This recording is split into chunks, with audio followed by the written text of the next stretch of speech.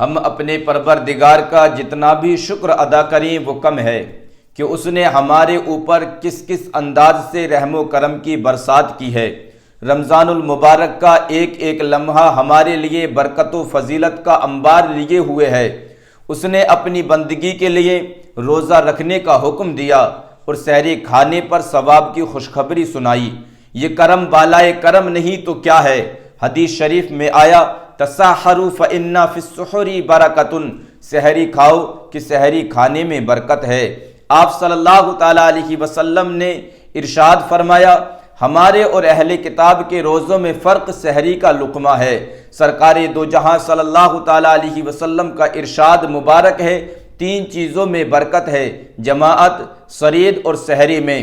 سرکار دو جہاں صلی اللہ تعالی علیہ وسلم کا فرمان عالی شان یہ بھی ہے سحری کھانے سے دن کے روزہ پر استعانت کرو اور قیلولہ سے رات کے قیام پر۔ ابتدائے اسلام میں سحری کا تصور نہیں تھا۔ روزہ رکھنے والے کو غروب آفتاب کے بعد صرف اس وقت تک کھانے اور پینے کی اجازت تھی جب تک وہ سو نہ جائے۔ اگر سو گیا تو اب اس کے لیے کھانا پینا ممنوع ہو گیا، مگر اللہ رب العزت نے اپنے بندوں پر کرم کرتے ہوئے اس تعلق سے رخصت پیدا کرنے کے لیے جو صورت پیدا کی اس کی روداد کتب احادیث و تفاسیر میں کچھ اس طرح بیان کی گئی ہے کہ حضرت سرما بن قیس رضی اللہ تعالیٰ عنہ ایک محنتی کسان تھے۔ ایک دن روزہ کی حالت میں پورے دن اپنے کھیت میں کام کر کے شام کو گھر لوٹے، اپنی زوجہ محترمہ سے کھانا طلب کیا اور خود بستر پر دراز ہو گئے۔ جب وہ کھانا لے کر آئیں تو ان کی آنکھ لگ گئی تھی۔ جب انہیں کھانے کے لیے جگایا گیا تو انہوں نے کھانے سے انکار کر دیا، کیونکہ ان دنوں سونے کے بعد جاگ کر کھانے پینے کی اجازت نہیں تھی، اس لیے انہوں نے بغیر کچھ کھائے پیے اگلے دن کا روزہ رکھ لیا۔ نتیجہ یہ ہوا کہ کمزوری کے باعث دن میں بے ہوش ہو گئے۔ آپ رضی اللہ تعالیٰ عنہ کی یہ حالت زار دیکھتے ہوئے فرمان الہی نازل ہوا وَكُلُوا وَاشْرَبُوا حَتَّى يَتَبَيَّنَ لَكُمُ الْخَيْطُ الْأَبْيَضُ مِنَ الْخَيْطِ الْأَسْوَدِ مِنَ الْفَجْرِ ثُمَّ أَتِمُّوا الصِّيَامَ إِلَى اللَّيْلِ، اور کھاؤ اور پیو یہاں تک کہ تمہارے لیے ظاہر ہو جائے سفیدی کا ڈورا سیاہی کے ڈورے سے پھٹ کر، پھر رات آنے تک روزے پورے کرو۔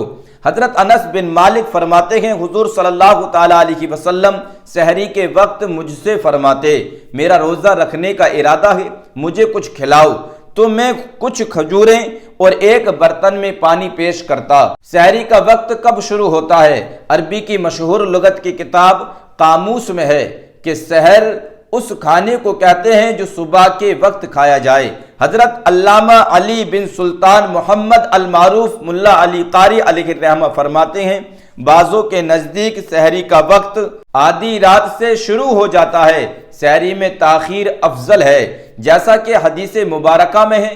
سرکار دو عالم صلی اللہ تعالی علیہ وسلم نے فرمایا تین چیزوں کو اللہ رب العزت محبوب رکھتا ہے، افطار میں جلدی، سحری میں تاخیر اور نماز میں ہاتھ پر ہاتھ رکھنا۔ سحری میں تاخیر سے کون سا وقت مراد ہے؟ سحری میں تاخیر کرنا مستحب ہے، یعنی دیر سے سحری کرنے میں زیادہ ثواب ملتا ہے، مگر اتنی تاخیر بھی نہ کی جائے کہ صبح صادق کا شبہ ہونے لگے۔